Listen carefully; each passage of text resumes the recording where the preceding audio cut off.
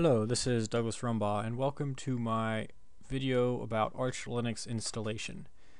Now, Arch Linux is my favorite Linux distribution, and as you'll see as we walk through the installation procedure, it's a very minimal system.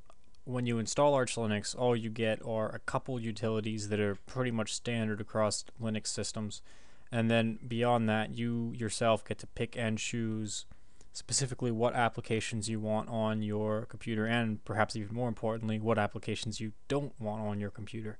There is very little bloat with Arch Linux except for the bloat that you create. In addition to that, it's a highly configurable system. You have so many choices on so many different levels as to what you can do, and the computer really becomes yours.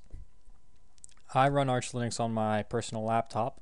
Most of my videos that are recorded on Linux, all of my videos that are recorded on Linux now, the earlier ones were Ubuntu, but anything past last year are recorded in Arch Linux in various forms. So without further ado, I think we can get started. Now, first thing you need to do is get your hands on one of these ISO files, an Arch Linux ISO file. The specific date doesn't matter because Arch Linux is rolling release. There are no real versions of Arch Linux. It's perpetually changing. Occasionally, though, they'll just take a snapshot of what they have and say, okay, we'll re-release our live CD with the features of Arch Linux as of this date. And that's all that the date on the ISO file means. And this ISO file is a live CD. The installation process is done inside of a live Arch Linux environment, which is a little unusual. There's no installer, which is why videos like this are necessary, in my opinion. Okay, so the first thing you're going to want to do is get your hands on the ISO. And you can download it right off the Arch Linux website, archlinux.org/download. You just have to scroll down and pick a mirror that works for you. Just go with one in your country and select this file here for download, the Arch Linux dual ISO. It's fairly large. It's going to take a little while to download it, but once that's done, you're going to need to burn it to a CD or a thumb drive if you intend to install it on your computer. But what I recommend you do is just hold on to it and install a virtual machine, assuming your computer has the power to run one. For example, I use VirtualBox here just because it's free. And try installing Arch Linux in your virtual machine first. That way you get a feeling for what it's like, and you can follow along with this video without risking destroying your system needlessly. If you do decide you're going to stick it on your computer, make sure that you back everything up, because this is going to delete all the files on your system. There's really no getting around that. At least all the files that you are on the portion of the disk that you choose to repartition for Arch Linux. And partitioning is one of the first things we'll do, so I'll explain more about that when we get there.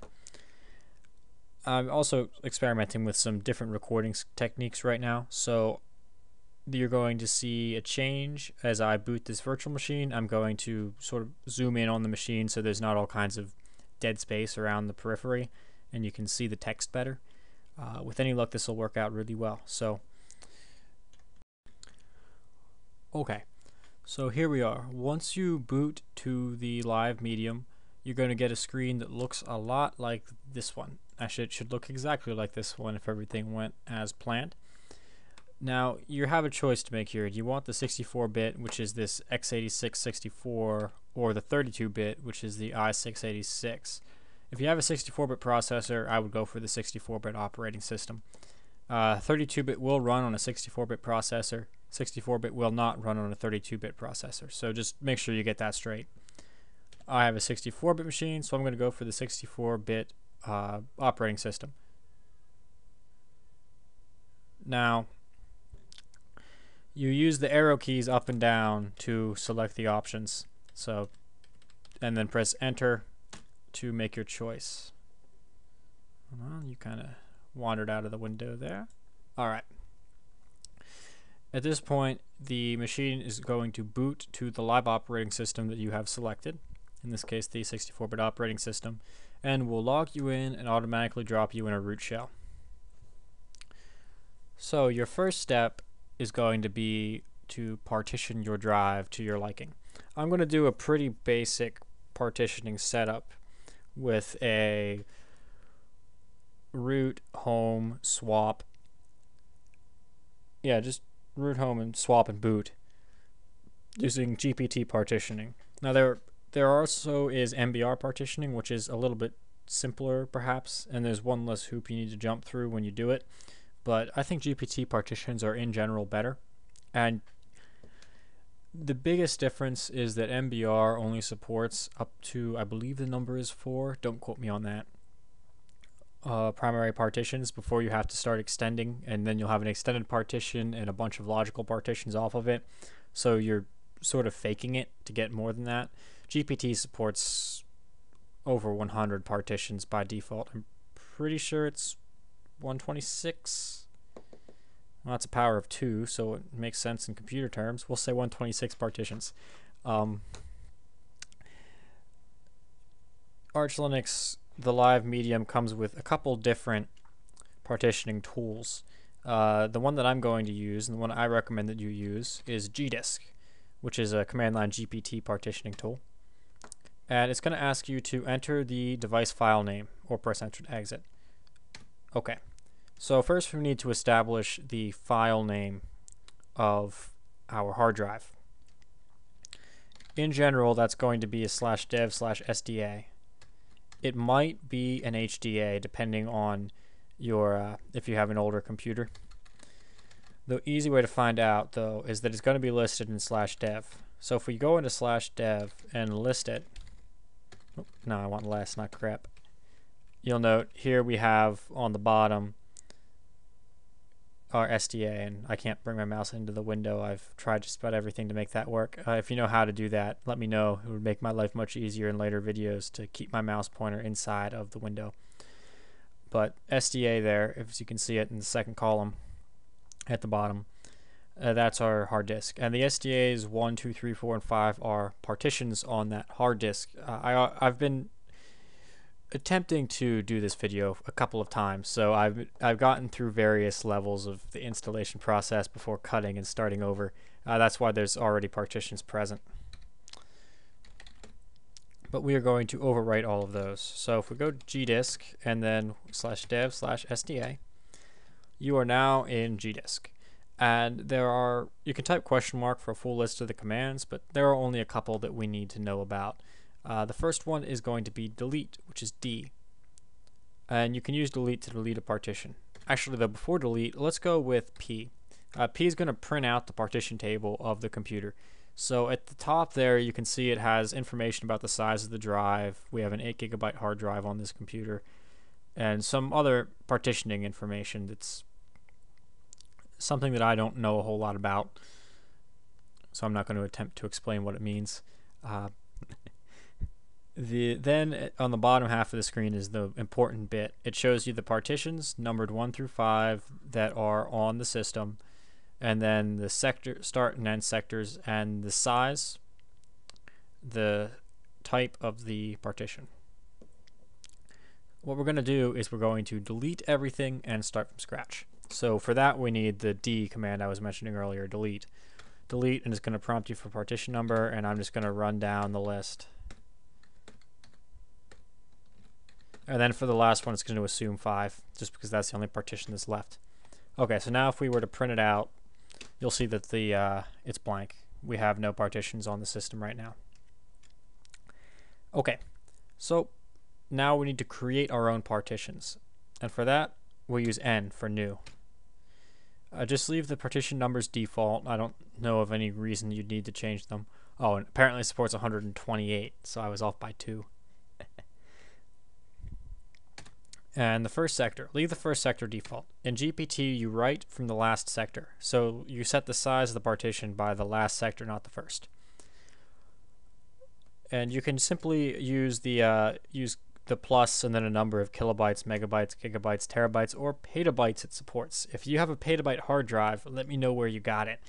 But our first partition is going to need to be what's known as a BIOS boot partition. And this is that hoop I mentioned earlier for GPT. The bootloader that I like to use is called Grub, and in order for Grub to work with GPT, it requires this BIOS boot partition. The reason for this is that in MBR, which is the older, more traditional partitioning setup, there is a gap between the MBR header data and where the data on the disk, that's the writable parts of the disk actually start. I believe it's called the post MBR gap. And Grub, the bootloader, embeds some of its files in that gap. GPT doesn't have that gap. So the BIOS boot partition acts like that post MBR gap and allows GPT to embed its files and work. That's how I understand it. In any event, we only need like 84 kilobytes. That should be more than enough for the BIOS boot partition. And it's an EF02 is the hex code for BIOS boot, if I'm not mistaken. Yes. Okay. Next up, we need our boot partition. Now, the boot partition is the part of the system where the bootloader store is, well, yeah, the bootloader is installed there. It's useful to set it aside just so that, honestly, I don't remember the reason off the top of my head now, but it's sort of standard to have a separate boot partition. And this does not need to be terribly large either, so we're going to make it 250 megabytes. It just needs to hold your RAM disk that we're going to create a bit later, as well as some important bootloader files, the bootloader itself and the configuration files for the bootloader. And that is a Linux file system, which is 8300 the default, so we'll leave that go. Next, we need our root partition. This root is the root file system. So if you've watched any of my Linux basics tutorials or know much about Linux, the root file system is the basis upon which everything else is built. It's the root of the directory tree. Every file on the system exists within root or a subdirectory branching off of root. So it is in many ways the most important part of your directory system. It does not have to be the largest though, although this is where all of your installed applications are going to go. So I like to devote about half the drive, or at least I'm going to devote about half the drive to it, which in this case would mean 4 gigabytes. And again, leave that Linux file system. Next up, we'll do our swap space. Now, swap is virtual memory.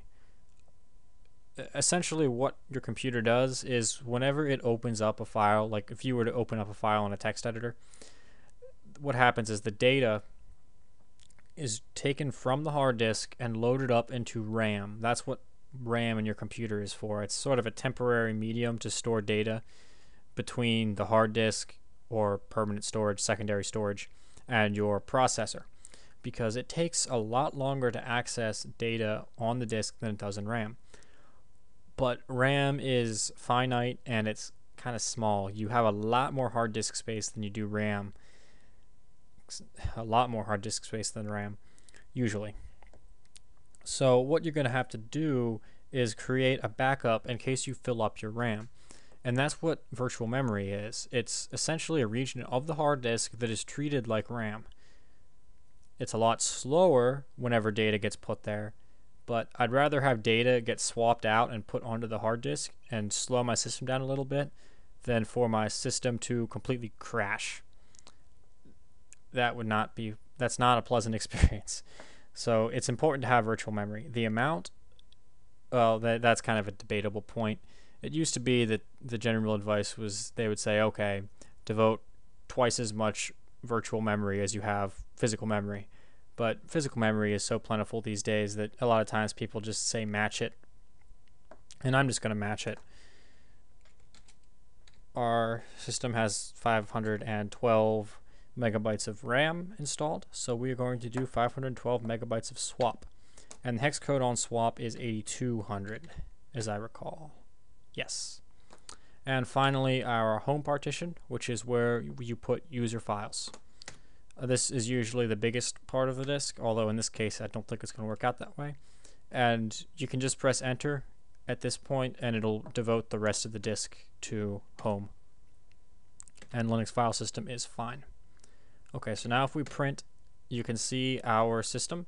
It has 5 partitions: BIOS, boot, file system, swap, and file system, as well as the sizes of each, which is what we want. So we are going to write this to disk with W. Be aware, when you type Y and press enter, it's going to wipe out your disk. All the data on your hard disk is going to go away. So it's very important, I think, to keep in mind that you must back up your data before doing this. I cannot stress that enough, and I'm probably beating a dead horse at this point, but please, if you have files on your computer that you don't want to lose, make sure that they are somewhere else other than this hard drive before you do this. And when you are ready, press Y and press enter. And it writes the partition table to your disk and wipes out everything on it. Okay. We now have our disk partitioned, but we need to format it yet. And for that, we're going to use the make file system. Now, technically, the partitioning didn't really wipe out the data. It just wiped away all the pointers and whatnot. This is going to damage the data physically, that it becomes difficult to get back with recovery software even when you format the disk. So again, okay, that's the last I will say about data loss and backing things up, I promise. It sucks when it happens. So you're going to want to use the make file system command to create file systems on the partitions you just created. As I mentioned earlier when I showed dev, your partitions are SDA1, SDA2, 3, and so on. Now SDA1 is our BIOS boot partition. You don't want to format that. Leave that as it is. Just don't touch it. Now as far as SDA2, that's our boot partition. And because it's a boot partition, there's not going to be a whole lot of writing to it, which means that we don't necessarily need journaling. And journaling is a feature in newer file systems that, well, newer, pretty much all file systems now, where it keeps track of transactions between the disk and memory and whatnot, so that if you lose power or you shut down your computer without dismounting it first, it protects you against data loss. Is essentially how that goes. By making the file system extended 2, which is old enough that it doesn't have journaling, we save ourselves a small amount of hard disk space. I'd like to do it, just if only for the variety and a file that comes a bit later. But you can really use whatever file systems you want. It's all personal preference. And you're going to make that on SDA2. Okay. Now for our root partition, I'm going to use extended 4. This is a journaled file system. It's the newest in the extended series, although it's fixing to be replaced by BTRFS at some point eventually. But for now, it's pretty much a Linux standard. And I'm going to use that for the rest of the data partitions here. So SDA3 is root. We're going to make that ext4. Now SDA4 is our swap partition. You don't use mkfs for this. You use another command. It's mkswap. And that's going to create a swap partition on SDA4. And we'll use ext4 for our home. Okay. Good to go. Our next step is going to be to mount those partitions now that we've formatted them. So what I'm going to do is I'm going to go into mount, and I'm going to make a boot and a home directory, since we have boot and home partitions. And first thing is I'm going to mount /dev/sda3. I'm going to mount root on mount, just like that. And then we can mount boot on /mount/boot.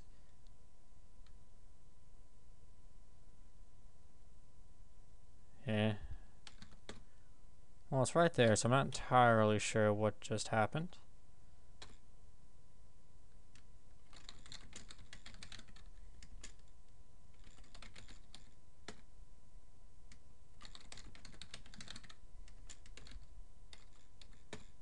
That did it. I don't know why that wasn't working. That's weird. I've never seen that happen before. And then we're going to mount home on home. Let's see, can I do /mount/home? No. But just home will work. Yeah, that's weird. And also we're going to want to use swap on as a command that activates the swap partition on our swap partition. Excellent. Okay. Now that we have the partitions formatted and mounted, we can actually install the system. And for that, we're going to use a script that's called packstrap. Packstrap is it's a script that uses pacman, the Arch Linux package manager, except you can specify a directory for it to treat as root. In this case, we mounted root on mount, so we're going to use mount. MNT, I pronounce it mount because that's what it stands for. It's just mount minus the vowels. And you're going to want to install the base package and the base devel package. The bare minimum is base, but base devel has a lot of very useful tools in it that will come in handy later. Plus, most of the things in base devel will be installed anyway by dependencies of any application you'll probably want to use. So just install it now. And this is going to take a couple of minutes, so I'm going to step away and I'll come back when it's done.